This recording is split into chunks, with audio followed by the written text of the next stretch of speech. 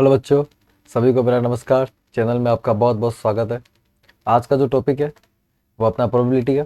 Probability बच्चों अपने को बहुत ढंग से पढ़ना है क्योंकि काफ़ी इंपॉर्टेंट चैप्टर है मैथ्स का। तो आज आपके लिए मैं लेके आया हूँ पूरा प्रोबेबिलिटी का निचोड़, पूरी एनसीईआरटी का निचोड़, यानी कंप्लीट एनसीईआरटी मैं आपके सामने प्रेजेंट करूँगा। इसको पार्ट वाइज करेंगे अपन। तो यहाँ पर मैं आपको सबसे पहले जो एक्सरसाइज 13.1 है उसका बेसिक आज मैं आपको बताने वाला हूँ। तो चलो अपन शुरू करते हैं। तो बच्चों, प्रोबेबिलिटी क्या होती है ये तो आप काफ़ी टाइम से पढ़ते आ रहे हो, लेकिन आज जो आपको पढ़ना है वो है कंडीशनल प्रोबेबिलिटी। कंडीशनल प्रोबेबिलिटी क्या होती है? जब एक कंडीशन लगाकर आप उसके ऊपर प्रोबेबिलिटी पूछते हो। आप डायरेक्टली कोई प्रोबेबिलिटी नहीं पूछ रहे हो, आप एक कंडीशन लगा रहे हो, उसके बाद आप क्या पूछ रहे हो कि इसकी प्रोबेबिलिटी कितनी होगी। तो उसको समझने के लिए अपने को एक दो एग्जाम्पल लेके समझना पड़ेगा। तो क्यों ना इसकी डेफिनेशन से अपन शुरुआत करें। तो सबसे पहले इसकी डेफिनेशन अपन देख लेते हैं। देखो, कोई एक इवेंट एफ है जो ऑलरेडी हो चुका है। उसके बाद में उसके ऊपर अगर अपन किसी ई इवेंट की प्रोबेबिलिटी निकालना चाहे तो उसे बोला जाता है कंडीशनल प्रोबेबिलिटी। मतलब ई इवेंट की प्रोबेबिलिटी में सैंपल स्पेस से नहीं पूछ रहा हूँ, ई इवेंट की प्रोबेबिलिटी में पूछ रहा हूँ एफ इवेंट के ऊपर। तो एफ इवेंट कितनी बार हुआ पहले हमको वो देखना पड़ेगा। उसके बाद हमको ये देखना पड़ेगा कि एफ के अंदर ई कितनी बार हुआ है। मतलब एफ के अंदर ई कितनी बार हुआ है, उस चीज को जब अपन देखेंगे तो उसी को अपन क्या बोलेंगे? Conditional probability. तो कंडीशनल प्रोबेबिलिटी के अंदर आप एक इवेंट हो जाए उसके बाद आप दूसरा इवेंट क्या करते हो? कंसिडर करते हो। इसको समझने के लिए मैं आपके सामने एक एग्जांपल रखता हूँ। जैसे मान लीजिए एफ मैंने कोई इवेंट माना कॉइन टॉस का। कॉइन टॉस का मैंने कोई इवेंट एफ माना है, और ई जो है वो मैंने इवेंट माना है डाइस थ्रो का। तो मान लीजिए ये दोनों इवेंट कुछ इस तरह से हो रहे हैं कि पहले मैं एफ इवेंट को कर रहा हूँ, उसके बाद मैं ई इवेंट को कर रहा हूँ। तो जब मैं एफ इवेंट को करूंगा तो क्या आएगा? हेड या टेल आएगा। जबकि अगर मैं ई इवेंट को करता हूँ तो 1 2 3 4 5 6 आ सकता है, क्योंकि ई इवेंट डाइस थ्रो का इवेंट है और एफ जो है वो कॉइन टॉस है। कॉइन टॉस के अंदर तो या तो हेड आएगा या फिर क्या आएगा? टेल आएगा। और ई के अंदर क्या आ सकता है? 1 2 3 4 5 6। तो यहाँ पर अगर मैं दोनों इवेंट कर रहा हूँ तो इसका मतलब यहाँ पर सैंपल स्पेस क्या बनना चाहिए? सैंपल स्पेस ये बनना चाहिए कि हेड के साथ में 1 आ सकता है, हेड के साथ में 2, हेड के साथ में 3, हेड के साथ में 4, हेड के साथ में 5 और हेड के साथ में 6। या फिर टेल के साथ 1, टेल के साथ 2, टेल के साथ 3, टेल के साथ 4, टेल के साथ 5 और टेल के साथ 6। ये अपना क्या बन सकता है? Sample space. अब इसमें कंडीशन प्रोबेबिलिटी कैसे काम करती है? जैसे कि मान लीजिए मैंने आपको एक ई बाय एफ दिया। ई बाय एफ इसको लिखने का तरीका है। ई बाय एफ का मतलब ये होता है कि ई की प्रोबेबिलिटी एफ के ऊपर, ई की प्रोबेबिलिटी एफ के ऊपर। तो यहाँ पर मैंने आपको ई बाय एफ इस तरह से पूछा है कि मैंने आपसे ये पूछा कि 3 on dice when tail appears. देखो, जब कॉइन पे टेल आएगा उस टाइम पे मैं आपसे पूछ रहा हूं कि डाइस पे 3 आएगा या कब आएगा या कैसे आएगा। या इसको सीधा मोटा मोटी मैं ऐसा भी कह सकता हूं, और 3 ऑन टेल, यानी कि टेल के ऊपर 3 होने की प्रोबेबिलिटी। तो अगर आपसे मैं ये पूछता हूं कि प्रोबेबिलिटी क्या होगी 3 ऑन टेल, टेल के ऊपर 3 आने की प्रोबेबिलिटी क्या होगी? तो आप देखोगे, देखो हेड के ऊपर 1 आने की प्रोबेबिलिटी, हेड के ऊपर 2, हेड के ऊपर 3, इस तरह सारी प्रोबेबिलिटी यहाँ पे आपको दिख रही होगी। तो वैसे यहाँ पे टेल पे 3 आने की प्रोबेबिलिटी। अब यहाँ पर मैं टेल 3 आने की प्रोबेबिलिटी की बात नहीं कर रहा हूँ, मैं ये बात कर रहा हूँ कि टेल पे 3 आने की प्रोबेबिलिटी। तो टेल कितनी बार आ रहा है? टेल कितनी बार आ रहा है? 6 बार आ रहा है। और उस टेल में 3 कितनी बार आ रहा है? सिर्फ एक बार आ रहा है। तो टेल पे 3 आने की प्रोबेबिलिटी कितनी है? 1/6। आप इजीली निकाल सकते हो इसको। तो टेल पे 3 आने की प्रोबेबिलिटी कितनी हो जाएगी? 1/6। कैसे निकाला अपन ने? टेल कितनी बार आ रहा है? 6 बार आ रहा है। और उस टेल में 3 कितनी बार आ रहा है? एक बार आ रहा है। तो प्रोबेबिलिटी क्या हो गई? 1/6। इसे कहते हैं कंडीशनल प्रोबेबिलिटी, कि ये जो है ना, ये कंडीशन है। और जो 1 है या 1/6 टोटली जो है, ये अपनी वो प्रोबेबिलिटी इवेंट ई की है जो अपन ने किस पे निकाली है? एफ पर निकाली है। इस तरह से ये काम करता है। तो आगे चल के देख लीजिए इसका फॉर्मूला किस तरह से काम करेगा। जैसे ये इसका फॉर्मूला है, probability of E by F बराबर P E intersection F upon P of F. देखो इसमें ये कैसे काम करेगा, जैसे अपन एक पुराना वाला एग्जांपल ही लेते हैं। ई जो है वो अपन ने क्या माना था, ई जो है वो अपन ने माना था 3 ऑन डाइस, डाइस पे अपन ने 3 माना, ठीक है। और एफ जो है वो अपन ने माना है 10 ऑन कॉइन, कॉइन पे अपन ने क्या माना है, 10 माना है। अब देखो ये कैसे काम करेगा, ठीक है। सबसे पहले तो आप क्या करोगे, total space, total sample space आप देख लोगे कि इसमें कितने एलिमेंट है। तो मान लो कि इसमें 12 एलिमेंट है ना, 6 और 6 इसमें 12 एलिमेंट है, मान लो, मतलब इसमें है 12 एलिमेंट। बच्चों यहाँ पर आप ध्यान दीजिए कि सबसे पहले मैं अगर f के बारे में लिखूं तो f क्या है, सैंपल स्पेस की बात करूं, मैं कंप्लीट सैंपल स्पेस की बात कर रहा हूं। तो टेल जब जब भी आया है वो आप लिख दीजिए, टेल ऑन कॉइन, तो टेल जब आया 1 भी आया है, 2 भी आया है, 3 भी आया है, 4 भी आया है, 5 भी आया है और 6 भी आया है, ठीक है। और उसी तरह से 3 ऑन डाइस, तो 3 कब कब आया, एक तो 3 यहाँ है और एक 3 यहाँ है, 2 3 आपको दिख रहे होंगे। तो 3 ऑन डाइस कब कब आया बताइए, एक तो हेड पे 3 आया है और एक टेल पे 3 आया है, ठीक है। अब ई इवेंट आपको दिख गया होगा, हेड पे 3 टेल पे 3, क्योंकि मुझे 3 चाहिए डाइस पे। और एफ इवेंट क्या है, टेल ऑन कॉइन, कॉइन पे टेल चाहिए, तो टेल भी मैंने आपको दिखा दिया है। अब अगर मैं आपसे पूछूं कि इसमें ई इंटरसेक्शन एफ क्या होगा, यही से पकड़ने की कोशिश कीजिएगा बच्चों। इंटरसेक्शन का मतलब होता है कॉमन, इंटरसेक्शन का मतलब क्या होता है, कॉमन होता है। तो आपको यार देखना पड़ेगा कि कॉमन कौन है। तो कॉमन कौन है भाई, इन दोनों इवेंट में जो भी आपको कॉमन दिख रहा है वो आपको छांटना है। तो मुझे यहाँ पर T3 दोनों में कॉमन दिख रहा है, तो T3 मैंने आइडेंटिफाई कर दिया। तो ये जो अपन ने किया है ये सैंपल स्पेस का अरेंजमेंट है। सैंपल स्पेस का अरेंजमेंट करने के बाद में अब वक्त आता है इन सब की प्रोबेबिलिटी निकालने का, क्योंकि जो फॉर्मूला है उसमें हर चीज जो है उसमें प्रोबेबिलिटी है ना। P probability of E intersection F, probability of F and probability of E by F। तो सवाल यह है कि probability of E by F निकालने के लिए मुझे क्या क्या पता होना चाहिए, मुझे पता होना चाहिए probability of E intersection F और प्रोबेबिलिटी ऑफ F। तो किसी भी चीज की प्रोबेबिलिटी निकालने के लिए अपन फेवरेबल आउटकम को टोटल आउटकम से डिवाइड करते हैं, फेवरेबल को टोटल से डिवाइड करते हैं। तो अपन यहाँ पे क्या करेंगे, पहले अपन probability of E intersection F निकाल देते हैं। देखो वो कैसे निकलेगी, ई इंटरसेक्शन एफ में कितने एलिमेंट है, आप बोलोगे एक एलिमेंट है। टोटल एलिमेंट कितने हैं, तो टोटल एलिमेंट कितने हैं, प्रीवियस स्लाइड में आपने देखा कि टोटल एलिमेंट कितने हैं, 12 है। तो टोटल एलिमेंट कितने हो गए, 12 हो गए। वैसे ही प्रोबेबिलिटी ऑफ एफ अगर मैं आपसे पूछूं तो एफ के अंदर कितने एलिमेंट है, गिन लीजिए आप, 1 2 3 4 5 6, 6 एलिमेंट है, ठीक है। एफ के अंदर 6 एलिमेंट है और टोटल एलिमेंट कितना है, 12 है। अगर मैं आपसे पूछूं कि अब probability of E on F, अब इसको ध्यान दीजिएगा, ये वही है probability of E on F, यानी ई क्या है 3 ऑन डाइस और एफ क्या है टेल ऑन कॉइन, यानी कि 3 ऑन टेल, ये वही तो है।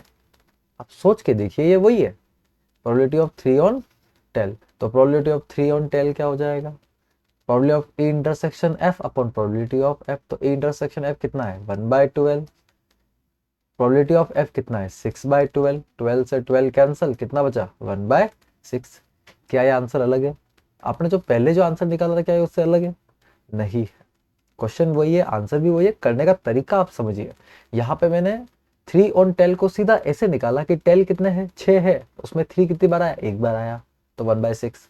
और यहाँ पर मैंने क्या किया, एग्जैक्टली फॉर्मूला यूज किया। तो यहाँ पर मैंने आपको एक अप्रोच भी दिया है और फॉर्मूला तो खैर बुक में दे ही रखा है आपको।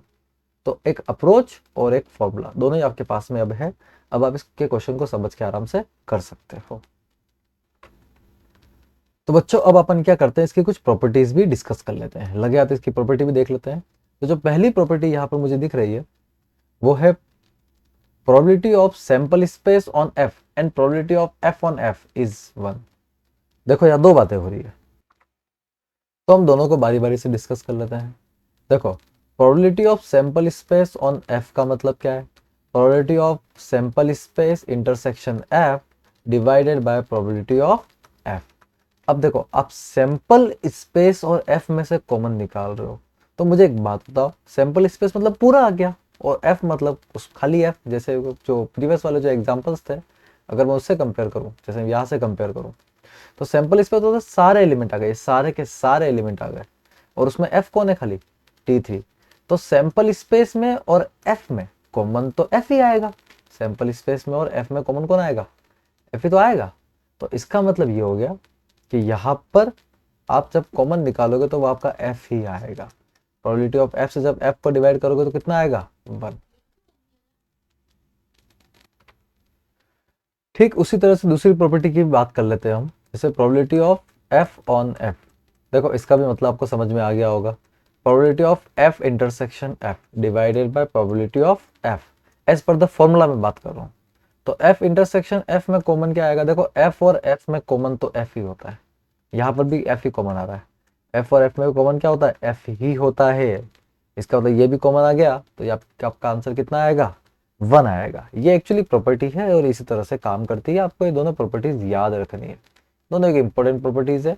हो सकता है इसका 1 मार्क का कोई क्वेश्चन बन जाए एग्जाम में और तुरंत आप सोच ना पाओ, तो आपको ध्यान रखना है कि हाँ ये प्रॉपर्टीज भी होती है। आगे बढ़ते हैं हम। नेक्स्ट प्रॉपर्टी आपकी, if A and B are any two events of a sample space S and F is an event of S such that P of F not equals to 0, then this। देखिए ये जो property है यह कुछ इस तरह से काम कर रही है कि अगर आपने कोई ए और बी इवेंट लिया है और फिर आप उसका यूनियन ले रहे हो, ए यूनियन बी का मतलब ए और बी दोनों इवेंट पूरे शामिल हो गए, कंप्लीट शामिल हो गए, और फिर उसको आप एफ पे निकालना चाह रहे हो कि एफ कोई कंडीशन है, उस कंडीशन पे ए और बी की होल प्रोबेबिलिटी, ए और बी दोनों के होने की प्रोबेबिलिटी किसके ऊपर, एफ के ऊपर। फिर से सुनिए मेरे वर्ड्स को, ए और बी दोनों के होने की प्रोबेबिलिटी एफ के ऊपर। तो ए और बी अगर दोनों ही एफ के ऊपर हो रहे हैं तो फॉर्मूला तो यही होना चाहिए, A on F B on F minus probability of A intersection B on F. A of F का मतलब ये है कि ए की प्रोबेबिलिटी एफ के ऊपर, बी की प्रोबेबिलिटी एफ के ऊपर, और ए इंटरसेक्शन बी मतलब ए और बी में से जो कॉमन है उसकी प्रोबेबिलिटी एफ के ऊपर, क्योंकि शामिल हो जाएगा उसको माइनस भी करना पड़ेगा। और ये फॉर्मूला किसकी नकल है, तो मैं आपको याद दिला दूं, ये इस फॉर्मूले की नकल है। देखो आपको ये फॉर्मूला पे ध्यान रखना है जो मैं लिख रहा हूँ। Probability of A union B अगर आपसे कभी पूछ लिया जाए तो वो होता है probability of A plus probability of B minus probability of A intersection B. ये फॉर्मूला आपको जरूर ध्यान रखना है, 11th क्लास का फॉर्मूला था और आपको ये ध्यान रखना है, ठीक है। इसके अलावा probability of A intersection B अगर आपको निकालना हो तो probability of A plus probability of B minus probability of A union B. तो ये काफी काम का फॉर्मूला हो सकता है। यहाँ पर यूनियन दे रखा होगा अगर किसी क्वेश्चन में और आपसे इंटरसेक्शन पूछ लेगा तो भी ये फॉर्मूला काम आएगा, और इंटरसेक्शन दे रखा होगा और यूनियन पूछ लेगा तो भी यू लिखा है तो यूनियन है ना, और उल्टा यू लिखा है तो इंटरसेक्शन है, जो कि आपको ऑलरेडी पता होगा, 12वीं का चैप्टर पढ़ने आए हो तो इतना तो आपको पता ही होना ही चाहिए। तो ये प्रॉपर्टी भी आपको ध्यान रखनी है ना, बहुत बेसिक प्रॉपर्टी है, इसमें कुछ खास नहीं है। मैं कहता हूँ कि ये ज्यादा ध्यान रखिए आप, ये ज्यादा इंपॉर्टेंट है। अगली प्रॉपर्टी है, in a particular if A and B are disjoint event. देखो डिसजॉइंट का मतलब क्या होता है, डिसजॉइंट का मतलब वो होता है नथिंग कॉमन, जिसमें कुछ भी कॉमन ना हो। डिसजॉइंट जो बिल्कुल जॉइंट होने लायक ना हो, बिल्कुल ही डिफरेंट इवेंट होता है, जो बिल्कुल डिफरेंट इवेंट होता है, डिफरेंट इवेंट जो एक दूसरे से बिल्कुल डिफरेंट होता है, ऐसे इवेंट में कुछ कॉमन नहीं आएगा। तो जब कॉमन नहीं आएगा तो उस इवेंट को अपन क्या बोलेंगे, डिसजॉइंट इवेंट। और डिसजॉइंट इवेंट में अगर कुछ कॉमन ही नहीं आएगा तो इसका मतलब जब भी आप उसका इंटरसेक्शन लोगे, जब भी आप क्या लोगे उसका इंटरसेक्शन, जैसे ए इंटरसेक्शन बी, अगर ए और बी डिसजॉइंट इवेंट है और आप उसका इंटरसेक्शन ले रहे हो तो इंटरसेक्शन में क्या आएगा, कुछ भी नहीं आएगा, नल आएगा, खाली आएगा। और जब आप उसकी प्रोबेबिलिटी निकालने जाओगे तो प्रोबेबिलिटी क्या आ जाएगी उसकी, 0 आ जाएगी। तो मैं आपको इतना ही बोलूंगा कि ए और बी अगर आपको कभी डिसजॉइंट इवेंट दे रखे हैं तो उसका इंटरसेक्शन 0 का याद कर लीजिए। ए और बी अगर डिसजॉइंट इवेंट है तो उसका इंटरसेक्शन क्या होगा, 0 होगा। इसको याद कर लीजिए, काफी इंपॉर्टेंट बात है। डिसजॉइंट इवेंट है तो इंटरसेक्शन क्या होगा, 0 होगा। हमको ये बात ध्यान रखनी है।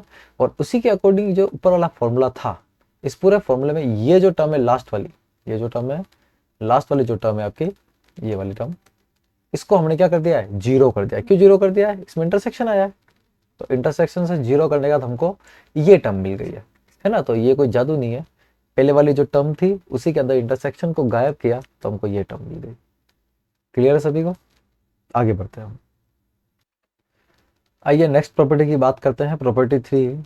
Probability of E complement of F, complement of, है ना, sorry, complement of E by F is equals to 1 minus P probability of E by F. देखो ई कॉम्प्लीमेंट का मतलब क्या होता है, किसी पर्टिकुलर सेट के अंदर, उस पर्टिकुलर सेट के अंदर अगर यूनिवर्सल सेट भी है वहाँ पर, ठीक है, तो उस सेट को छोड़कर जो कुछ भी बचा कुचा होता है यूनिवर्सल सेट में, उसको अपन क्या बोलते हैं, कॉम्प्लीमेंट बोलते हैं।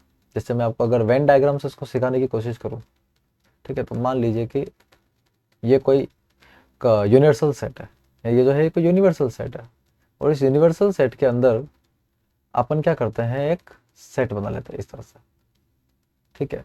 तो आपको ध्यान ये रखना है, आपको ध्यान ये रखना है,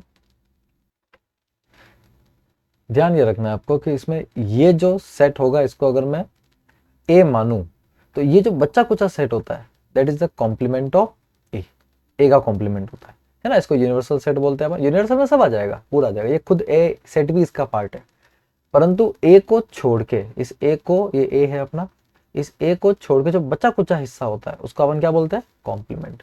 तो यही कॉम्प्लीमेंट जो है वो यहाँ भी आ गया है, तो यहाँ पर ये आया है, तो ये किस तरह से काम करेगा, इसको समझने के लिए अपन एक डायग्राम के थ्रू इसको समझने की कोशिश करते हैं, प्रॉपर्टी कैसे काम करती है। देखो प्रॉपर्टी ये बोलना चाहती है कि प्रोबेबिलिटी ऑफ ई का कॉम्प्लीमेंट ऑन एफ। अब ई का कॉम्प्लीमेंट ऑफ एफ का मतलब क्या होता है, देखो मैं समझाता हूँ। ई का कॉम्प्लीमेंट ऑफ एफ का मतलब होता है ई का कॉम्प्लीमेंट और एफ का इंटरसेक्शन। ई का कॉम्प्लीमेंट और एफ का क्या होगा, intersection, divided by probability of F. अब आपको ये देखना है कि ई का कॉम्प्लीमेंट और एफ का इंटरसेक्शन क्या होना चाहिए। तो इसको समझने के लिए मैं आपके सामने एक डायग्राम बनाता हूँ, इससे आपको थोड़ा आइडिया मिल जाएगा। जैसे ये अपना है,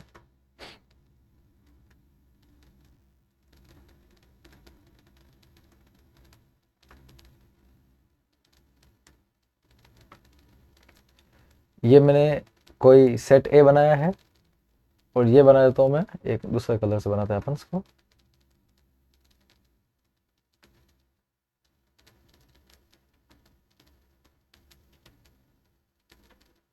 ये मैंने कोई सेट बी बनाया, ठीक है, इस तरह से आप देख लीजिए। तो ये जो है ये सेट ए है और ये सेट बी है, और ये ए और बी नहीं मानते, इसको अपन एक काम करते हैं, ई और एफ मान लेते हैं। ये अपना सेट ई है और ये अपना सेट एफ है। तो देखो ई का कॉम्प्लीमेंट क्या होगा, है ना, ई का कॉम्प्लीमेंट क्या, पहले तो ये दोनों में कॉमन है ना, ये दोनों में कॉमन है, इसको अपन क्या बोलेंगे बताओ मुझे, इसको अपन क्या बोलेंगे, ई इंटरसेक्शन एफ बोलेंगे, क्योंकि कॉमन है, जो कॉमन होता है उसको ई इंटरसेक्शन एफ बोलते हैं। जो ये जो पूरा सेट है यहाँ से लेके पूरा सर्कल, ये अपना ई है, और ये जो पूरा सर्कल है ये अपना क्या है, एफ है। तो जो बीच का कॉमन है उसको अपन ई इंटरसेक्शन एफ बोल रहे हैं। तो यहाँ पर सभी ध्यान दीजिएगा कि ई का कॉम्प्लीमेंट और एफ में कॉमन क्या है। तो ई का कॉम्प्लीमेंट क्या होगा, ई को छोड़ के बचा कुचा पूरा। देखो ये ई को छोड़ दो, आप ई को छोड़ दो, ई को छोड़ दो, और ई को छोड़ के ये बचा कुचा पूरा, इसमें एफ भी शामिल हो गया भले ही, है ना, बस ये इसमें ई शामिल नहीं होना चाहिए ना, ई को छोड़ देना आप। तो ई को छोड़ के बचा कुचा पूरा क्या है, ई का कॉम्प्लीमेंट है। और ई के कॉम्प्लीमेंट और एफ में कॉमन क्या है, तो ई के कॉम्प्लीमेंट और एफ में जो कॉमन मुझे दिख रहा है वो तो ये वाला, देखो ये वाला हिस्सा जिसको मैं कलर कर रहा हूँ, ये ई का कॉम्प्लीमेंट और एफ का कॉमन हिस्सा, मेरे को तो ये लग रहा है। तो ये एक्चुअल में क्या है, ये है एफ। ये देखो ये पूरा पूरा एफ है, लेकिन ये कंप्लीटली एफ नहीं है, यहाँ पे कुछ हिस्सा माइनस हो रहा है, ये वाला हिस्सा है ना, कलर चेंज करके मैं आपको दिखा देता हूँ कौन सा हिस्सा माइनस हो रहा है, ये वाला हिस्सा ना, ये वाला हिस्सा माइनस हो रहा है, देखो ये वाला, ये वाला। तो ये वाला हिस्सा क्या है एक्चुअल में, तो ये हिस्सा जो है ये ई इंटरसेक्शन एफ है। तो एफ से क्या माइनस हो रहा है, ई इंटरसेक्शन एफ माइनस हो रहा है। तो क्योंकि एफ से ई इंटरसेक्शन एफ माइनस हो रहा है, तो मैं यहाँ लिख भी सकता हूँ कि ये ई कॉम्प्लीमेंट और एफ का जो कॉमन हिस्सा है, ई कॉम्प्लीमेंट और एफ का जो कॉमन हिस्सा है वो है F minus E intersection F. तो probability of F minus probability of E intersection F, that is the important point जो कि मुझे डायग्राम से पता पड़ रहा है। तो यहां पर मैं देखूं तो प्रोबेबिलिटी ऑफ एफ जो है वो दोनों से डिवाइड होगा नीचे की तरफ, probability of E intersection F से भी डिवाइड होगा और इससे भी होगा। तो यहाँ तो ये कैंसल आउट हो जाएगा, तो यहाँ 1 बचेगा, और ये probability of E intersection intersection F upon probability of F क्या कहा जाता है बताइए? Probability of E by F कहा जाता है। तो ये सब किसके बराबर है? Probability of E complement on F. यानी कि ये भी एक आइडेंटिटी है जो आपको ध्यान रखनी है कि हाँ ये आइडेंटिटी कभी आ जाए तो हमको याद रखनी है कि ये भी एक आइडेंटिटी है ना। ई का कॉम्प्लीमेंट अगर लेंगे तो 1 से माइनस कर देंगे, ये हमको ध्यान रखना है। क्लियर है? And that is one is important. अगर कोई एग्जाम आ गया तो आप एकदम से आइडेंटिफाई नहीं कर पाओगे कि ये क्या है। अब बच्चों वक्त आ गया है खेल खेलने का। इतनी देर से अपन जो टाइम पास कर रहे थे उसको अब रियल मोड पे लेके आना है, अपने को क्वेश्चन स्टार्ट करने हैं। तो यहाँ से अपन क्वेश्चन की शुरुआत करते हैं। तो बहुत ही तेज गति के साथ अपन क्वेश्चन करेंगे, सभी नजरें गाड़ के ध्यान से देखिएगा कि मैं क्या कर रहा हूँ। पहला क्वेश्चन है, प्रोबेबिलिटी ऑफ ए जो है वो दे रखा है 7/13, बी दे रखा है 9/13, ए इंटरसेक्शन बी भी आपको दे रखा है 4/13। Evaluate P of A on B निकालना है। देखो अपने पास तो फॉर्मूला है, ए ऑन बी का फॉर्मूला है A intersection B upon divided by probability of B, है ना। जो बाद में लिखा होता है उसी को नीचे लिखते हैं अपन। तो ए इंटरसेक्शन बी आपको दे रखा है भैया, दे रखा है ना साहब 4/13, और प्रोबेबिलिटी ऑफ बी क्या दे रखा है आपको 9/13। 13 से 13 कर दो कितना आ गया 4/9, ये आपका आंसर है। अगर probability of B by A पूछता तो वो भी क्या होता, probability of B intersection A upon probability of A. हालांकि पूछा नहीं है, मैं आपको ऐसे ही बता रहा हूँ। तो बी इंटरसेक्शन ए क्या होता बी, तो ये बात ध्यान दीजिएगा, बी इंटरसेक्शन ए और ए इंटरसेक्शन बी एक ही बात है। देखो ना, घुमा के बोल दो आप, ए और बी में कॉमन और बी और ए में कॉमन, बात तो एक ही है। अरे भाई ए और बी में कॉमन या बी और ए में कॉमन, बात तो एक ही है ना। तो यहाँ पर सेम मतलब होता है। तो यहाँ पर भी क्या आता 4/13, इंटरसेक्शन भी वही आता, बट ए क्या आता 7/13 आ जाता। तो इसका आंसर क्या हो जाता 4/7। तो ये भी हमको ध्यान रखना है। अगले क्वेश्चन की तरफ चलते हैं अपन। A family has 2 children. देखो फैमिली के अंदर 2 बच्चे हैं। What is the probability that both the children are boys given that at least one of them is a boy. तो बच्चों यहाँ से वक्त आ चुका है कि आपको ई और एफ को आइडेंटिफाई करना पड़े और उसकी प्रोबेबिलिटी आपको खुद निकालनी पड़े। ऐसा नहीं है पहले वाले क्वेश्चन जैसे आपको प्रोबेबिलिटी निकली हुई दी जाए, ऐसा नहीं होता है, आपको निकालनी पड़ेगी। तो कैसे निकालेंगे? फैमिली में 2 बच्चे हैं तो सैंपल स्पेस बना दीजिए। 2 बच्चों का सैंपल स्पेस क्या क्या बन सकता है? या तो दोनों बच्चे बॉय बॉय हो सकते हैं, या फिर बॉय गर्ल हो सकता है, या गर्ल बॉय हो सकता है, या गर्ल गर्ल हो सकता है। यहाँ पे आप बोलोगे सर बॉय गर्ल और गर्ल बॉय, तो बात एक ही है भाई, एक बात नहीं है। ऑर्डर का फर्क आ जाता है कि पहले बॉय फिर बाद में गर्ल, या फिर पहले गर्ल फिर बाद में बॉय। तो ऑर्डर का भी अपने को ध्यान रखना है। अब जो ये बोल रहा है उस क्वेश्चन की तरफ बढ़ते हैं। अब हमको क्या करना पड़ेगा, ई और एफ को आइडेंटिफाई करना पड़ेगा। तो यहाँ पे मैं आपको सीधी सीधी बात समझाता हूँ, जो भी कंडीशन दी जाए वो हमेशा एफ होगा, और जिसके बारे में जिसकी प्रोबेबिलिटी पूछी जाए वो ई होगा। जो भी कंडीशन देगा वो क्या होगा एफ होगा, और जिसकी प्रोबेबिलिटी पूछी जाए वो ई होगा। तो एफ कौन है? देखो जिसका आइडेंटिफाई करने का तरीका ये रहा। देखो गिवन डेट, ये गिवन डेट ढूंढो। एग्जाम में it is known that, given that, इस तरह के वर्ड्स आप ढूंढो। जो दे रखा है वही प्रोबेबिलिटी है। कंडीशन गिवन होती है। कंडीशन क्या होती है? हमेशा गिवन। कंडीशन देगा तभी तो अपन आगे सॉल्व करेंगे। या आप कंडीशन ही नहीं दोगे, आप बोलोगे बस ये निकालो, बस कोई कंडीशन है, ऐसा थोड़ी होता है। आपको कंडीशन देनी पड़ेगी। तो कंडीशन देगा, उसके बाद प्रोबेबिलिटी पूछेगा। तो जो कंडीशन गिवन होती है वो जरूर आपको ध्यान रखना है। तो given that at least one of them is boy, कम से कम एक लड़का होना चाहिए। तो कम से कम एक लड़का कितनी बार आया देख लो भाई। बॉय बॉय में कम से कम एक लड़का है, बॉय गर्ल में कम से कम एक लड़का है, गर्ल बॉय में भी कम से कम एक लड़का है, और गर्ल गर्ल में कोई लड़का नहीं है। तो कम से कम एक लड़का आपको तीनों में मिल जाएगा, कोई दिक्कत आपको नहीं। फिर ई की बात कर लेते हैं। तो what is a probability that both the childrens are boys, दोनों लड़के होने चाहिए। तो दोनों लड़के होने की प्रोबेबिलिटी क्या है? मतलब प्रोबेबिलिटी बाद में बात करेंगे अपन, पहले दोनों लड़के होने का इवेंट कौन सा है? तो दोनों लड़के होने का इवेंट तो खाली एक ही है, बीबी। उसके अलावा कहाँ लड़के हो रहे हैं? दोनों लड़के है ना, एक एक लड़का तो हो रहा है, दोनों नहीं हो रहा है। तो ई अपने को मिल चुका है, एफ अपने को मिल चुका है। अब अपने को क्या निकालना है? ई इंटरसेक्शन एफ निकालना है। तो ई इंटरसेक्शन एफ कैसे निकालोगे आप? ए और एफ में कॉमन देख लो। तो ई और एफ में कॉमन कौन है भैया? ई और एफ में कॉमन देख लीजिए आप। ई और एफ में कॉमन कौन है? ये बीबी और बीबी। तो ए इंटरसेक्शन एफ कौन आ गया? एक्चुअली बीबी आ गया। अब वक्त आ गया है बेटा प्रोबेबिलिटी निकालना है, क्योंकि देखो फॉर्मूला अपने पास में बहुत क्लियर है कि मुझे ई बाय एफ अगर निकालना है तो मुझे ई इंटरसेक्शन एफ चाहिए और फिर मुझे उसको किससे डिवाइड करना है, प्रोबेबिलिटी ऑफ एफ से।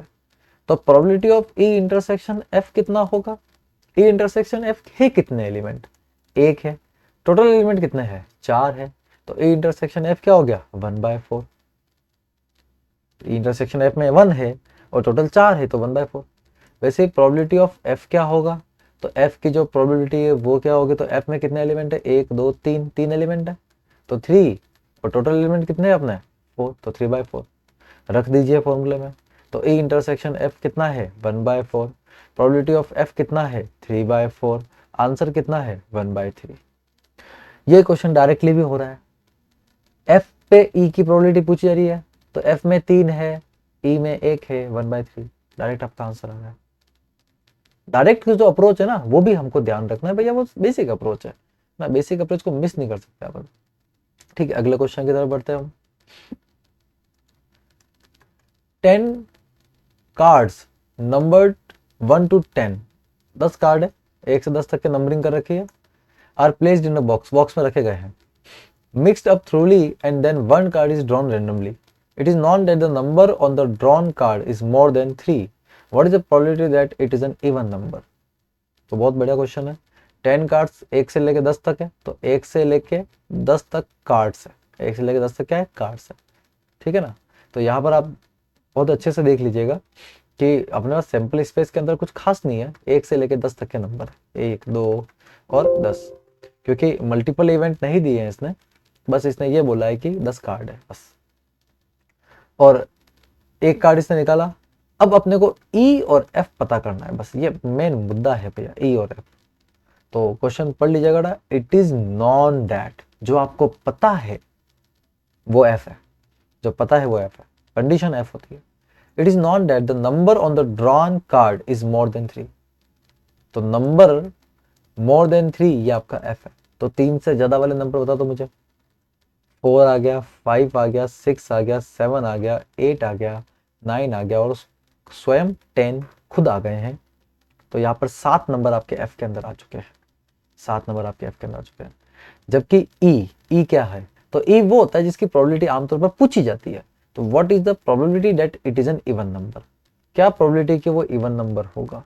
तो आप एक बात बताइएगा, आप छाट लीजिए इवन नंबर कौन कौन है, इवन नंबर कौन कौन है। तो इवन नंबर कौन कौन है भैया, 2 होता है, 4 होता है, 6 होता है, 8 होता है और 10 होता है। 5 नंबर आपके इवन नंबर है, ठीक है ना, ये 5 10 1 से लेकर 10 तक में 5 इवन नंबर होते हैं। अब बड़ा यहाँ पे वक्त आ गया है ई इंटरसेक्शन एफ निकालने का। तरीका तो यही होता है, ई निकालो पहले, एफ निकालो, फिर ई इंटरसेक्शन एफ निकालो। तो ई इंटरसेक्शन एफ यहाँ कितना आएगा, देखो ई इंटरसेक्शन एफ ई और एफ में कॉमन, तो कॉमन क्या आ रहा है, 4 आ रहा है ना, 6 आ रहा है, 8 आ रहा है और 10 आ रहा है। मेरे को तो ये 4 कॉमन दिख रहे हैं। तो ई इंटरसेक्शन एफ में कितने कॉमन है, 4 है। देखो आंसर आपको दिख गया होगा, आंसर आपको दिख गया होगा 4/7, आंसर आपको दिख गया होगा 4/7, है ना। समझा रखा है, अप्रोच दे दिया मैंने आपको, लेकिन फिर भी अपन इसको तरीके से करेंगे एज पर द फॉर्मूला, जो फॉर्मूला है उसी फॉर्मूले से अपन इसको करेंगे। तो फॉर्मूला क्या था, probability of E on F निकालना है, तो क्या होगा, probability of E intersection F upon probability of F. तो बेटा सबसे पहले probability of E intersection F निकालो। तो ई इंटरसेक्शन एफ में कितने एलिमेंट है, 4 है, और टोटल कितने एलिमेंट है भैया, गिन लीजिए, 10 एलिमेंट है टोटल, तो 4/10 हो गया। वैसे ही प्रोबेबिलिटी ऑफ एफ भी निकालना ही पड़ेगा। तो एफ में कितने एलिमेंट है, गिन लीजिए बेटा, 7 एलिमेंट है, और टोटल कितने एलिमेंट है इसके अंदर, 10 एलिमेंट है। फॉर्मूले में रख दीजिए, ए इंटरसेक्शन एफ कितना हो जाएगा, 4/10, पी ऑफ एफ कितना हो जाएगा, 7/10। आंसर आपका आएगा 4/7। With approach and with formula आपका आंसर ये आ जाएगा, कोई दिक्कत नहीं है, बहुत इजी क्वेश्चन है। तरीके से करिए बच्चों, मजा आ जाएगा इन क्वेश्चन करने में, बिल्कुल कोई परेशानी वाले क्वेश्चन नहीं, बहुत ही इजी क्वेश्चन है, 1-2 बार प्रैक्टिस कर लीजिए, बहुत इजी हो जाएंगे आपके लिए। चलिए अगले क्वेश्चन की तरफ बढ़ते हैं हम। जो अगला क्वेश्चन है अपना, in a school there are 1000 student, एक स्कूल में कितने बच्चे, 1000 बच्चे। देखो क्वेश्चन की फ्रेमिंग करना बहुत जरूरी है कि हम समझे कि क्वेश्चन में दी क्या रखा है। Out of which 430 are girls, उसमें 430 कितने हैं बेटा, गर्ल्स है ना, 430 गर्ल्स है, मतलब बॉयज कितने हैं वो तो आप समझ ही गए होंगे। ठीक है, पहले क्वेश्चन को आगे पढ़ लेते हैं, फिर बॉयज का डाटा भी अपन निकाल लेंगे। It is known that out of 430 10% of the girls study in class 12, इन 430 में से इन 430 का 10%, 430 का 10% कितना होगा भाई? 430 देखो 430 का 10% यानी कि 100 से डिवाइड करना है आपको, 10 से मल्टीप्लाई मतलब 10 से डिवाइड करना है, तो कितना आ जाएगा? 43 आ जाएगा। 430 का 10% 43 तो होगा। तो 43 जो है वो 12th क्लास के है, मतलब 12th क्लास की गर्ल्स। फिर ये आगे बोल रहा है what is a probability that the student chosen, तो यहां से ई और एफ लिखना आप शुरू कर दीजिए, ठीक है ना। तो जिसकी प्रोबेबिलिटी पूछता है वो ई होता है। कई बार मैं समझा रहा हूं आपको कि जिसकी प्रोबेबिलिटी पूछ रहा है वो ई है। तो what is the probability that a student chosen randomly studies in class 12, तो स्टूडेंट ऑफ क्लास 12, ई क्या है? स्टूडेंट ऑफ क्लास 12, क्लास 12 का स्टूडेंट होना चाहिए। अब क्लास 12 में कितने स्टूडेंट अपने को नहीं पता, नंबर अपने पास में नहीं है, लेकिन निकाल सकते हैं अपन, है ना। टोटल निकाल मतलब बॉयज निकाल सकते हैं और थोड़ी काउंटिंग भी की जा सकती है। आगे बढ़ते हैं हम। नेक्स्ट है गिवन डेट। देखो गिवन डेट के बाद जो लिखा हुआ कंडीशन है, the chosen student is a girl. वाह बहुत बढ़िया, student is a girl, student is girl. एक तो वो स्टूडेंट गर्ल होनी चाहिए, ठीक है। दूसरा वो क्लास 12th की होनी चाहिए, तो क्लास 12th की होनी चाहिए और गर्ल होनी चाहिए। भैया आंसर आपको दिख गया है 43, क्लास 12th की भी है और गर्ल भी, ठीक है ना। 43 मतलब प्रोबेबिलिटी नहीं है, 43 अपना जो रिक्वायर्ड है नंबर है, ठीक है, कि 12th की भी है और गर्ल भी है। तो देखो ई इंटरसेक्शन एफ जो होगा इस केस में वो कितना होगा, वो मैं आपको समझा रहा हूँ कि ई इंटरसेक्शन एफ जो है वो 43 है। दैट इज 12th की भी होना और गर्ल भी होना, दोनों कॉमन होने चाहिए। 12th की भी है और गर्ल भी है, ठीक है ना। एफ क्या है? स्टूडेंट इज अ गर्ल, और ई क्या है? वो 12th की है। तो गर्ल 12th की तो 43 दे रखी है ना, 43 तो दे रखी है गर्ल्स 12th की। तो इंटरसेक्शन एफ कितना आ गया? 43। तो probability of A intersection F कितना आ जाएगा बेटा? Probability of A intersection F कितना आ जाएगा? ये आ जाएगा 43/1000, क्योंकि टोटल बच्चे 1000 है। सिमिलरली प्रोबेबिलिटी ऑफ एफ भी आप निकाल दीजिए, एफ तो निकाल ही दीजिए। तो स्टूडेंट इज अ गर्ल, तो टोटल गर्ल कितनी है भैया? 430 गर्ल है। तो 430 कितने में से? 1000 में से। अब आंसर की तरफ बढ़िए बेटा, आंसर की तरफ बढ़िए आप। Probability of E by F ही निकालना है आपको, तो बताइए E by F, E intersection probability of E intersection F upon probability of F.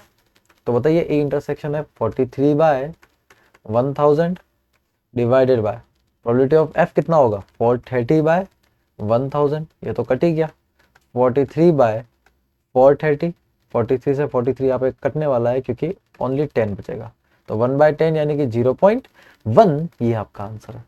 अब एक बात मेरी बात ध्यान से सुनना बच्चों, ये तो फॉर्मूले का तरीका था, पर मैं आपको एक बात बोलता हूँ।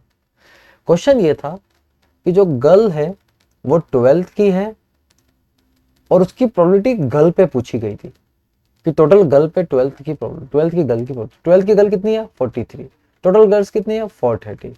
सीधा आंसर 1/10।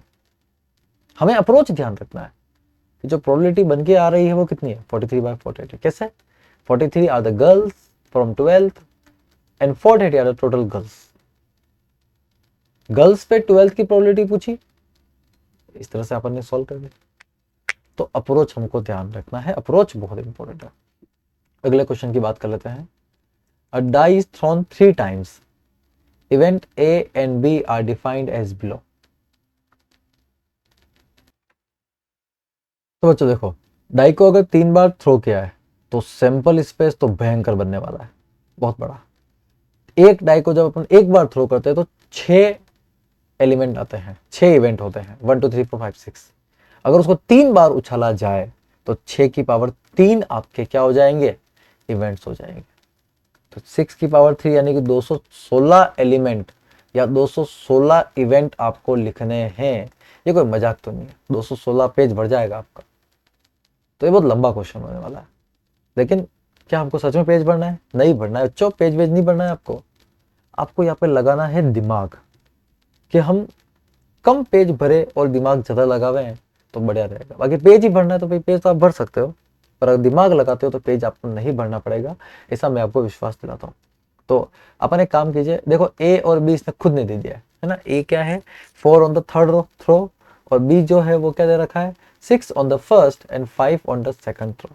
तो देखो मैं आपको एक आइडिया देना चाहता हूँ, ये आइडिया है ना, आइडिया है कि जब आप ऐसा इवेंट करते हो है ना, 3 बार उछालते हो, तो उसका सबसे पहला जो एलिमेंट होता है वो होता है 1 1 1। ये पहला एलिमेंट है ना, पहला एलिमेंट है 1 1 1 है ना, इस पर कॉमा नहीं लगाता हूँ मैं, 1 1 1 ये पहला एलिमेंट होता है। फिर जो दूसरा एलिमेंट होगा इसका वो होगा 1 1 2।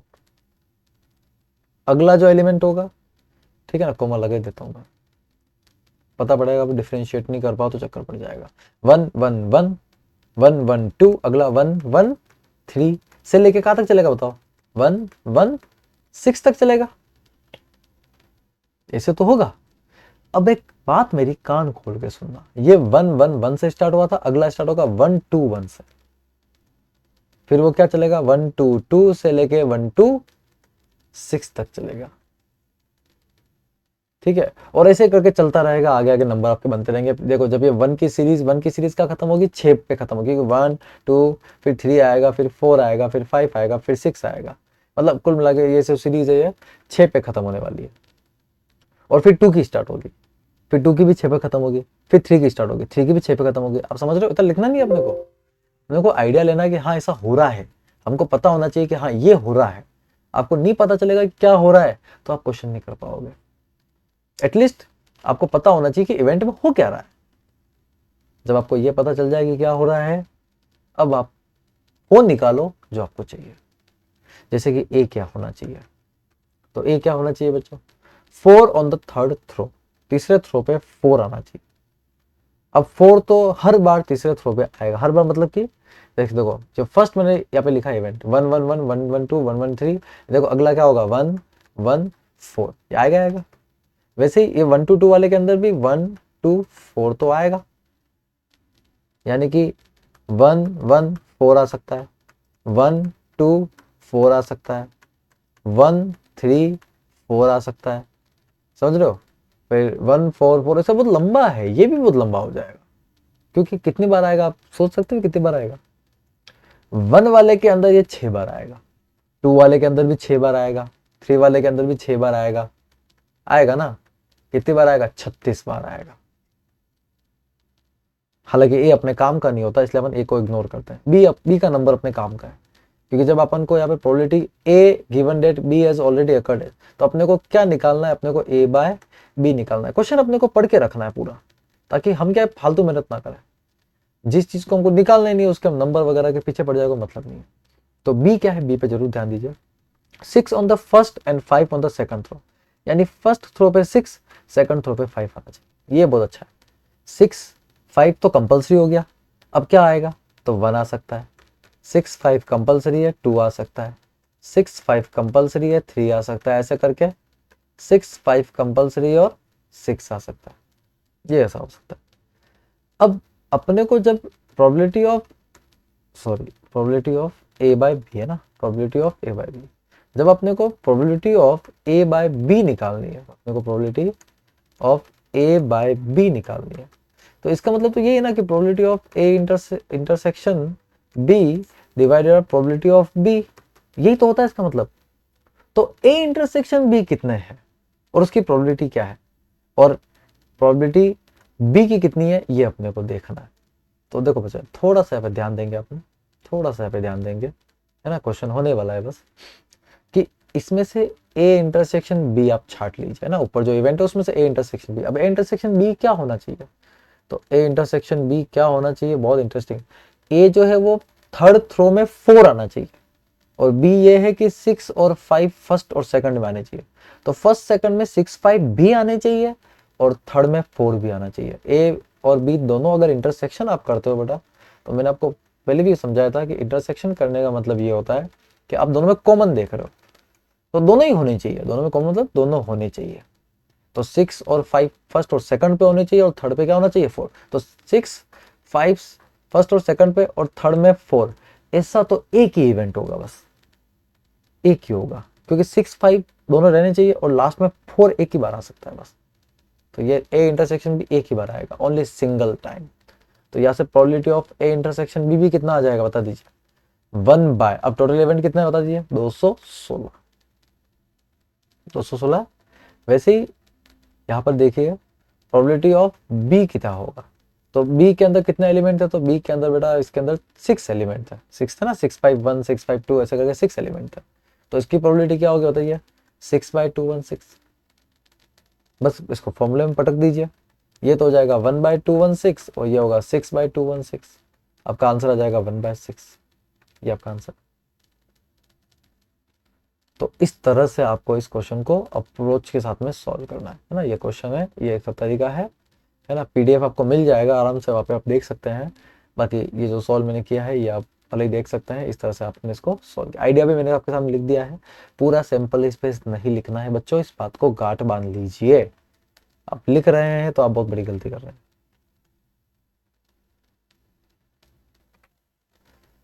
क्वेश्चन की तरफ बढ़ते हैं हम। अ डाई इज थ्रोन ट्वाइस। देखो डाई को कितनी बार फेंका भैया, 2 बार फेंका। डाई को कितनी बार फेंका, 2 बार। तो 2 बार का सैंपल स्पेस, 1 बार का 6 होता है, 2 बार का क्या होगा, 36 हो जाएगा। टोटल 36 यहाँ पर इवेंट या एलिमेंट बन के आएंगे। और यहाँ भी देखो 36 भी लिखना आसान नहीं है, तो 36 भी नहीं लिखेंगे अपन, सीधी सी बात है, अपन नहीं लिखेंगे, ठीक है ना। And the sum of the numbers appearing is observe to be 6। बहुत बढ़िया। सम जो है वो क्या अपेयर हुआ है बेटा, 6 अपेयर हुआ है। तो मैं आपको बताना चाहूंगा जो दे रखा होता है, जो दे रखा होता है ना कि ये हुआ है, वो हमेशा क्या होता है, एफ होता है। तो इसने अपने को एफ दे रखा है, तो एफ इसका गिवन है। और एफ क्या है, सम जो है वो 6 होना चाहिए। तो सम 6 कब कब होता है भैया, सम 6 कब कब होता है वो आप लिख दीजिए पहले, सम 6 कब कब होता है। तो देखो सम 1 5 पे 6 हो सकता है, 2 4 पे 6 हो सकता है, 3 3 पे हो सकता है, 4 2 पे हो सकता है, 4 2 पे हो सकता है, 5 1 पे हो सकता है। ये मुझे लगता है यही है 5 जिन पे 6 सम आएगा अगर आपने डाइस को थ्रो किया है तो, और तो मुझे लगता नहीं कहीं आएगा। ठीक है, तो अब एफ तो आपको मिल चुका है, ई बस आप निकाल दीजिए। ई क्या होगा, अब जो पूछ रहा होता है ना, जिसकी कंडीशनल प्रोबेबिलिटी पूछ रहा होता है, बस वही अपना ई होता है। That the number 4 has appeared at least once. कम से कम एक बार तो 4 आना ही चाहिए। तो कम से कम एक बार 4 किस में आया, 2 4 में एक बार 4 आया, 4 2 में एक बार 4 आया, यानी कि एक बार 4 तो आपका आना ही चाहिए, ठीक है ना। तो इन दो में आया है, तो आंसर तो मुझे दिख गया है 2/5, 2/5। लेकिन पूरा सॉल्व करना है भाई। तो 4 कब कब आता है बता देता हूँ मैं आपको। 1 के टाइम पे 4 आएगा, 2 के टाइम पे 4 आएगा, 3 के, मैं पूरे सैंपल स्पेस से बात कर रहा हूँ ना, पूरे सैंपल स्पेस के अकॉर्डिंग 4 कितनी बार आएगा।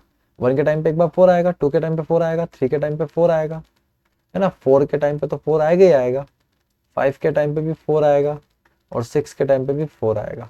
ठीक है, ये तो हो गया फर्स्ट नंबर कुछ अलग और 4 बाद में। फिर जब 4 खुद आगे आएगा तो उस 4 के साथ 1 आएगा, 4 के साथ 2 आएगा, 4 के साथ 3 आएगा, 4 और 4 मैंने ऑलरेडी लिख दिया है। फिर 4 के साथ 5 एंड 4 के साथ में 6, ये भी तो आएंगे, आएंगे बिल्कुल आएंगे, ठीक है ना। तो ई का नंबर उसमें किसी काम का नहीं होता, ई का नंबर कुछ काम का नहीं होता, खाली एफ का नंबर काम का होता है। एफ में कितने एलिमेंट है बता दीजिए, 5 एलिमेंट है। ई इंटरसेक्शन एफ का नंबर जरूर काम होता है, और ई इंटरसेक्शन एफ तो आपको वैसे ही दिख रहा है। ई और एफ में कॉमन क्या है, तो ई और एफ में कॉमन है 2 and 4, और दूसरा जो है वो क्या कॉमन है, 4 and 2। क्योंकि ई इंटरसेक्शन एफ का मतलब है कि ई भी होना चाहिए और एफ भी होना चाहिए। तो ई और एफ दोनों में जो चीज मुझे दिख रही है वो 2 4 दिख रहा है, एक तो दोनों में है, और एक 4 2 भी मुझे दोनों में कॉमन दिख रहा है, और कुछ कॉमन आपको नहीं दिख रहा होगा, दिखेगा भी नहीं आपको। तो इसके कितने एलिमेंट है बता दीजिए, इसके 2 एलिमेंट है ना, इसके 2 एलिमेंट है। कितने एलिमेंट है इसमें, 2। तो probability of E intersection F कितना हो जाएगा भैया, 2/36। 2 एलिमेंट है तो 2/36। और प्रोबेबिलिटी ऑफ एफ कितना हो जाएगा, 5/36। मुझे निकालना है probability of E on F. तो ई ऑन एफ मतलब E intersection F upon probability of F. तो intersection F is 2/36 and probability of F is 5/36। आपका आंसर है 2/5। ये भी दिख गया था, जो कॉमन है उसको एफ से डिवाइड करना। आ रही बात समझ में, बहुत ज्यादा मुश्किल क्वेश्चन नहीं था ये, बस इसमें सैंपल स्पेस थोड़ा बहुत मैंने लिखा, लिटरली वो भी लिखने की जरूरत नहीं थी, पर लिखा है समझाने के लिए, आपको अच्छे से समझ में आ जाए इसके लिए लिखा है, ठीक है। तो इस क्वेश्चन को दोबारा देखिएगा, क्या चीज़ इसमें आपको अजीब लगी मुझे जरूर बताइएगा। अपन लास्ट क्वेश्चन की तरफ बढ़ते हैं, क्योंकि जो लास्ट मतलब कि ये एग्जाम्पल्स में लास्ट क्वेश्चन हो जाएगा एनसीईआरटी का, ठीक है। तो ये क्वेश्चन है अपना, consider the experiment of tossing a coin toss का experiment. If it shows head, if the coin shows head, toss it again. देखो, कॉइन अगर हैड शो करेगा तो उसको वापस टॉस करना है, but if it shows tail, अगर वो टेल शो कर रहा है देन थ्रो अ डाइस। यानी हेड अगर आएगा, हेड अगर आएगा तो वापस टॉस करेंगे, तो वापस टॉस करेंगे तो वापस हेड आ सकता है या फिर क्या आ सकता है, टेल आ सकता है। ये होने वाला है ना, यही होने वाला है। लेकिन अगर टेल आ गया तो वापस फिर कोई नहीं थ्रो करना आपको, फिर डाइस थ्रो करना है। तो टेल के साथ तो फिर 1 आ जाएगा, 2 आ जाएगा, 3 आ जाएगा, 4 आ जाएगा, 5 आ जाएगा और 6 आ जाएगा। और ये जो लिखा है ना मैंने, ये इसका सैंपल स्पेस है। इसके सैंपल स्पेस में कितने एलिमेंट है गिन लीजिए, 1 2 3 4 5 6 7 8, टोटल इसके अंदर 8 एलिमेंट है, 8 एलिमेंट इसके अंदर है। अब बात कर लेते हैं देन थ्रो डाई, ठीक है। Find the conditional probability of the event that die shows a number greater than 4। E और एफ की बात कर लेते हैं। तो ई क्या है, ई साफ साफ लिखा हुआ है, conditional probability of the event that, जो निकालना होता है ना वो ई होता है, the die shows a number greater than 4। तो डाई का नंबर 4 से ज्यादा आना चाहिए। तो डाई का नंबर 4 से ज्यादा कहाँ आ रहा है बता दीजिए, T5 पे और T6 पे आ रहा है, और तो कहाँ आ रहा है, बाकी तो डाई उछली नहीं है। तो खाली इसमें कौन कौन आ गया, T5 आ गया और कौन आ गया, T6 आ गया। वैसे ही अगर बात करूं मैं F की, तो F क्या है, देखो गिवन डैट, गिवन डैट के बाद जो लिखा है वो F है। देयर इज एटलीस्ट 1 टेल, कम से कम एक टेल तो होना ही चाहिए। तो कम से कम एक टेल कहाँ का है, कम से कम एक टेल यहाँ है, एक टेल में, फिर यहाँ तो है ही है, यहाँ भी है, T1 T2 T3 T4 T5 T6, इन सब में एक है टेल तो है ही है, ये भी है, कोई दिक्कत नहीं। अब E इंटरसेक्शन F भी आप निकाल दीजिए, कोई दिक्कत नहीं है। तो E इंटरसेक्शन F क्या होगा, तो E इंटरसेक्शन F जो E और F दोनों में कॉमन है और वो आपको दिख रहा है, T5 और T6 ही है और कोई भी नहीं है ना। E और F दोनों में कॉमन T5 और T6 है। अब आपको निकालना क्या है, तो आपको पता है कि आपको E और F तो आप निकाल ही इसलिए रहे हो क्योंकि आपको E बाय F निकालना है, जिसका फॉर्मूला क्या होता है, E intersection F upon probability of F। तो बस वही करना है हर बार की तरह, है ना। प्रोबेबिलिटी ऑफ पहले E इंटरसेक्शन F निकाल दीजिए, तो E इंटरसेक्शन F की आपको प्रोबेबिलिटी निकालनी है। अरे बात समझ में, E इंटरसेक्शन F की क्या निकालनी है आपको, प्रोबेबिलिटी निकालनी है। तो देखो E बाय F की प्रोबेबिलिटी कितनी हो जाएगी, तो E बाय F में कौन कौन से एलिमेंट है, T5 और T6, यानी कि यह प्रोबेबिलिटी किस किस की निकलेगी, एक तो T5 की निकलेगी और किसकी निकलेगी, T6 की निकलेगी, है ना। अलग अलग करना पड़ रहा है इस बार अपने को, क्योंकि इवेंट इन मतलब अलग अलग इवेंट है ना, कॉइन टॉस कर रहे हो आप, डाइस थ्रो कर रहे हो, तो इवेंट अलग अलग हो रहे हैं। तो T5 और T6 की निकालनी है। तो T की देखो प्रोबेबिलिटी इसमें कैसे निकालेंगे, T5 की, T की प्रोबेबिलिटी कितनी होती है, टेल आने की प्रोबेबिलिटी कितनी होती है, कॉइन टॉस का तो टेल कब आता है, 1/2, ठीक है। अब 5 आने की प्रोबेबिलिटी क्या है, तो डाइस अगर आप थ्रो करते हो तो 5 कितनी बार आता है, 1/6, यही होता है। वैसे ही T6 की बात कर लेते हैं, तो टेल आने की प्रोबेबिलिटी कितनी है, 1/2, 6 आने की प्रोबेबिलिटी कितनी है, 1/6। 11th का बेसिक है, थोड़ा सा ध्यान दीजिएगा इस जगह पर। क्या हो जाएगा, 6 2 जा 12, 1/12 प्लस 1/12, यानी कि ये तो कितना आ गया, 1/6 आ गया। तो E इंटरसेक्शन तो अपने पास में 1/6 आ गया, है ना। अब एक और चीज अपने को निकालनी है, वो है अपने को प्रोबेबिलिटी ऑफ F निकालना। तो F तो काफी लंबा दिख रहा है, F काफी लंबा है। अगर मैं F को ऐसे लिख के करूंगा तो काफी लंबा हो जाएगा, तो मैं F को यही से कैलकुलेट कर रहा हूँ ना, F को यही से मैं इसको कलर चेंज कर देता हूँ, F को मैं यही से कैलकुलेट कर रहा हूँ, है ना, इसी जगह से मैं F को कैलकुलेट कर रहा हूँ। तो F का कैसे निकलेगा, देखो हेड का कितना होगा, हेड का कितना होगा 1/2 और टेल का कितना होगा 1/2, यानी दोनों का मिला के कितना हो जाएगा 1/4 हो जाएगा, है ना। फिर टेल का कितना होगा 1/2 और 1 का कितना होगा तो 1/6, यानी मिला के कितना हो जाएगा 1/12 हो जाएगा।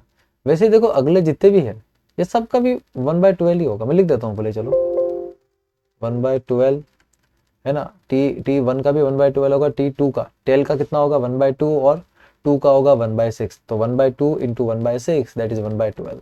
वैसे ही 1/12 T3 का, T4 का भी 1/12, 5 का भी 1/12, ठीक है, और 6 का भी कितना होगा 1/12 होगा। तो 1/4 तो ठीक है भैया, ये हो जाएगा 6/12 यानी कि 1/2। तो 1/4 प्लस 1/2 है ना, आधे में आप आधे का आधा जोड़ रहे हो ना, यानी कि 3/4 हो जाएगा।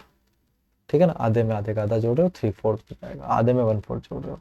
तो प्रोबेबिलिटी ऑफ एफ कितना आ गया अपने पास में 3/4, और probability of E intersection F क्या आया 1/6। तो 1/6 और 3/4 है ना, इसको सॉल्व कर दीजिए। कैसे सॉल्व करेंगे, 1/6 है, 3/4 है, 4 को मल्टीप्लाई में भेज दीजिए, 3 आपके डिवाइड में आ जाएगा। 2 3 जा 6, 2 2 जा 4, तो 2/3 3 जा 9, ये आपका आंसर इसमें रहेगा। तसल्ली से इस क्वेश्चन को दोबारा देखिएगा। प्रोबेबिलिटी अगर अलग अलग इवेंट है तो हमको इस तरह से निकालनी पड़ेगी। ठीक है ना, जब आपको लगता है कि प्रोबेबिलिटी का डिस्ट्रीब्यूशन सही नहीं हुआ है, अगर इवेंट में प्रोबेबिलिटी का डिस्ट्रीब्यूशन सही ढंग से नहीं हुआ है, इक्वल इवेंट नहीं है सारे के सारे, देखो सारे इक्वल इवेंट नहीं है, हेड हेड का इवेंट है ना, और टेल से 2 आने का इवेंट इक्वल इवेंट तो नहीं है।